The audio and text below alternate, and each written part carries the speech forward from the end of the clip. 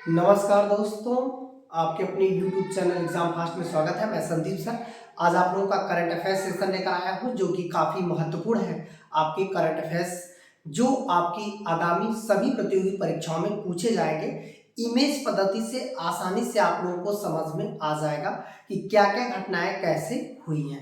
तो चलिए हम लोग आते हैं। आप देख रहे हैं पहले क्वेश्चन को, विश्व एड्स दिवस की तिथि को मनाया जाता है। तो यहाँ पर 1 दिसंबर, 2 दिसंबर, 4 दिसंबर और 5 दिसंबर। तो इसका सही आंसर यदि देखा जाए तो क्या हो जाएगा, आप लोग जरूर जो है कमेंट्स करके बोलेंगे कि इसका यही आंसर होने वाला है सर।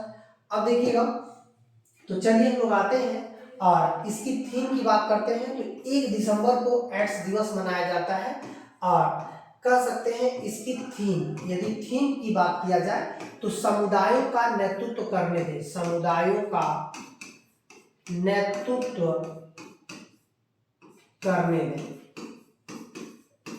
इस थीम के साथ इस बार 2023 का एड्स दिवस मनाया गया ताकि इसे जागरूक बनाया जा सके और कम से कम में ये फैले। ठीक है, ये आपका HIV है जिसे जो है, और जो एड्स की बात करता है इसका मतलब ये दुनिया में बहुत तेजी से फैला, लेकिन अब धीरे धीरे दुनिया जो है एड्स के बारे में जानकारी ले करके इसकी गति को आसानी से रोक दी है। ठीक है, अब धीरे धीरे जो है लोग अब इससे बाहर निकल रहे हैं, इसका मतलब है इसकी जागरूकता के कारण। तो चलिए हम लोग और आगे बढ़ते हैं। इसका ये नेतृत्व जो है पूछ सकता है। आगे बढ़ते हैं कि किस राज्य सरकार द्वारा विद्यालयों में कमजोर छात्रों के लिए मिशन दक्ष, याद रखिएगा ये करंट अफेयर्स में क्वेश्चन दे सकता है और बिहार शिक्षक में तो श्योर दे सकता है क्योंकि ये बिहार के लिए बहुत इंपॉर्टेंट है। ये उत्तर प्रदेश, बिहार, मध्य प्रदेश और पंजाब, तो इसका सही आंसर हो जाएगा बिहार। आखिर ये दक्ष मिशन है क्या? दक्ष मिशन है जो कमजोर छात्र है, जैसे जो पढ़ने में कमजोर छात्र है उनके लिए विशेष सुविधाएं देगा। इस मिशन के तहत विशेष जो है सुविधाएं, और यह दक्ष मिशन के तहत जो है ऐसा किया जा रहा है, कमजोर छात्रों को फिर से जो है विशेष सुविधाएं देकर के उन्हें फिर से तेज करने माध्यम, उन्हें अच्छी शिक्षा, गुणवत्तापूर्ण शिक्षा, चाहे वो गरीब हो, ऐसे छात्रों को जो है ये व्यवस्था दी गई है जिसे हम लोग कहते हैं मिशन दक्ष। क्लियर हो गया? आगे बढ़ते हैं अगले क्वेश्चन की तरफ। अगला क्वेश्चन है, हाल ही में समलैंगिक विवाह को की अनुमति देने वाला पहला दक्षिण एशियाई देश कौन सा बना? मतलब कौन सा दक्षिण एशियाई देश है जिसने समलैंगिक विवाह को जो है अनुमति दिया था? तो चलिए हम लोग आते हैं। ये श्रीलंका बना, बांग्लादेश बना, नेपाल बना, भूटान बना। तो ये सही आंसर क्या हो जाएगा? नेपाल हो जाएगा, जो कह सकते हैं कि एशियाई, दक्षिण एशियाई का पहला देश बना जो समलैंगिक विवाह को क्या किया, अनुमति दे दिया। ठीक है, तो ऐसे करंट अफेयर्स जो कि आपके परीक्षाओं के लिए, चाहे स्टेट TCS हो, वनडे एग्जाम हो, सबके लिए इस टाइप के क्वेश्चन एग्जाम में पूछे जा रहे हैं। तो चलिए और आगे बढ़ते हैं अगले क्वेश्चन की तरफ। अगला क्वेश्चन है कि अमेरिकी पुलिस द्वारा जो है किस खालिस्तानी आतंकवादी को मारने के बाद उसका आरोप भारतीय अधिकारियों पर लगा है? इसका मतलब है कि ये कौन है, आपको इन्हें पहचानना है। तो ये है गुरदत्त सिंह है, गुरुपंत सिंह पन्नू है, रामधार सिंह है, विजय कुमार सिंह है। तो याद रखिएगा भारत की तरफ से इन्हें 2020 में कह सकते हैं आतंकवादी घोषित कर दिया गया था, खालिस्तानी आतंकवादी, और ये कुछ ही समय पहले मारे गए थे, जिसमें आप देखेंगे कि काफी चर्चा में अमेरिका ने इस मुद्दे को लाकर और ज्यादा चर्चा में कर दिया कुछ दिन पहले। तो ये है गुरुपंत सिंह पन्नू इनका नाम है। ठीक है, ये काफी महत्वपूर्ण होगा, आपकी परीक्षाओं की दृष्टि से काफी महत्वपूर्ण होने वाला है। तो चलिए और आगे बढ़ते हैं अगले क्वेश्चन की तरफ।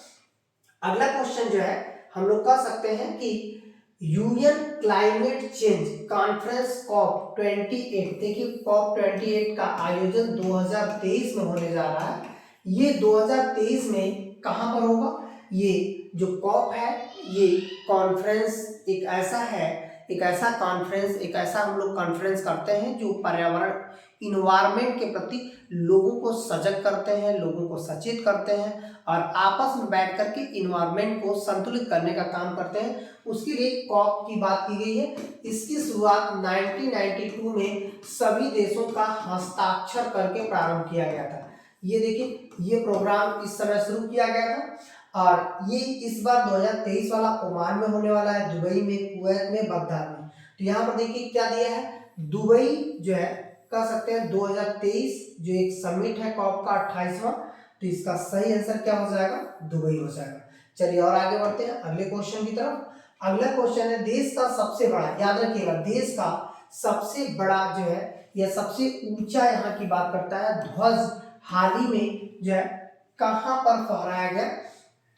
आप देखेंगे कि देश का सबसे ऊंचा यदि पूछेगा कि ये ध्वज कहां पर फहराया गया है, और अमृतसर में है, चंडीगढ़ में, दिल्ली या लेह। तो याद रखिएगा इसे आपके परिवहन राजमार्ग मंत्री नितिन गडकरी और गृह मंत्री जो है अमित शाह ने उद्घाटन किया। तो यहाँ पर आप देख सकते हैं ये ऐसी जगह पे है जो काफी चर्चा में रहता है, अटारी बॉर्डर। अटारी बॉर्डर पे ये लगाया गया है जो भारत का सबसे ऊंचा जो है ध्वज, ये कहाँ पड़ता है अटारी बॉर्डर, अमृतसर में। अब क्लियर हो गया। तो यहाँ से भी एग्जाम में क्वेश्चन आ सकते हैं क्योंकि हाल ही में ऐसा हुआ है। तो चलिए हम लोग और आगे बढ़ते हैं अगले क्वेश्चन की तरफ। हाल ही में किस देश की शीर्ष अदालत ने 8 भारतीयों को, देखिए 8 भारतीय अधिकारियों को फांसी की सजा सुनाई है, जो कि काफी चर्चा में है, प्रधानमंत्री ने इस पर अपील भी किया। ये कौन सा देश है जो भारतीयों को जो है खुफिया का आरोप लगा करके उन्हें फांसी की सजा सुना दिया? ये ओमान है, कतर है, तेहरान है, कुवैत है। ये गल्फ कंट्री है, तो ये हो जाएगा कतर। कतर ने ऐसा किया, हालांकि इस फांसी पर रोक भी लग गई है, लेकिन इन्हें 8 अधिकारियों को फांसी की सजा सुनाई थी। ठीक है, और आगे बढ़ते हैं अगले क्वेश्चन की तरफ। हाल ही में एक रिपोर्ट के अनुसार भारत विद्युत उत्पादन क्षमता में विश्व में कौन सा स्थान रखता है? पूरी दुनिया में यदि हम लोग बिजली उत्पादन की, देखिए ये बिजली उत्पादन की बात करें तो पूरी दुनिया में भारत का कौन सा स्थान है? पूरी दुनिया में पहले स्थान पे कौन है? तो पहले स्थान पे यूएसए है, और दूसरे स्थान पे कौन है? दूसरे स्थान पे चाइना है। तीसरे स्थान पे कौन है? तीसरे स्थान पे आपका इंडिया है। इसका मतलब है यहाँ पर आप देखेंगे कि फर्स्ट, सेकेंड और थर्ड। अब हम लोग विद्युत उत्पादन में पूरी दुनिया में किस स्थान पे चले आए हैं? 2023 में तीसरे स्थान पर चले आए हैं। तो यहाँ से भी आपको ऊर्जा की बात करें तो भारत में ऊर्जा उत्पादन के लिए काफी महत्वपूर्ण होगा, क्योंकि यही आपके विकास दर को निश्चित करता है, जो ऊर्जा उत्पादन होता है। ठीक है, तो चलिए हम लोग और आगे बढ़ते हैं अगले क्वेश्चन की तरफ। अगला क्वेश्चन हो जाएगा अंतरराष्ट्रीय बालिका दिवस किस तिथि को मनाया जाता है? तो ये हो जाएगा आपका 8 अक्टूबर, 11 अक्टूबर, 13 अक्टूबर, 15 अक्टूबर। तो ये सही आंसर क्या हो जाएगा? 11 अक्टूबर। इस बार इसका मतलब है कि बालिकाओं के साथ प्रेम पूर्वक, इसका थीम है कि आपस में सामंजस्य स्थापित करके उनकी रक्षा करना। तो इसीलिए जो है आप देखेंगे अंतरराष्ट्रीय बालिका दिवस मनाया गया। ठीक है, चलिए और आगे बढ़ते हैं। अगला क्वेश्चन हो जाएगा संप्रति युद्धाभ्यास 2023 किसके किसके बीच जो है हुआ? ये भारत बांग्लादेश, भारत अमेरिका, भारत रूस, भारत फ्रांस। तो ये क्या हो जाएगा? संप्रति भारत बांग्लादेश 2023 में संपन्न हुआ। ये कहां पर संपन्न हुआ?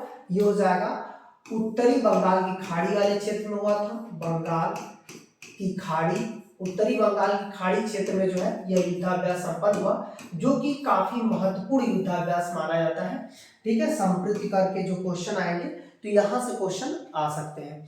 तो ऐसे में आज का सेशन यहीं तक।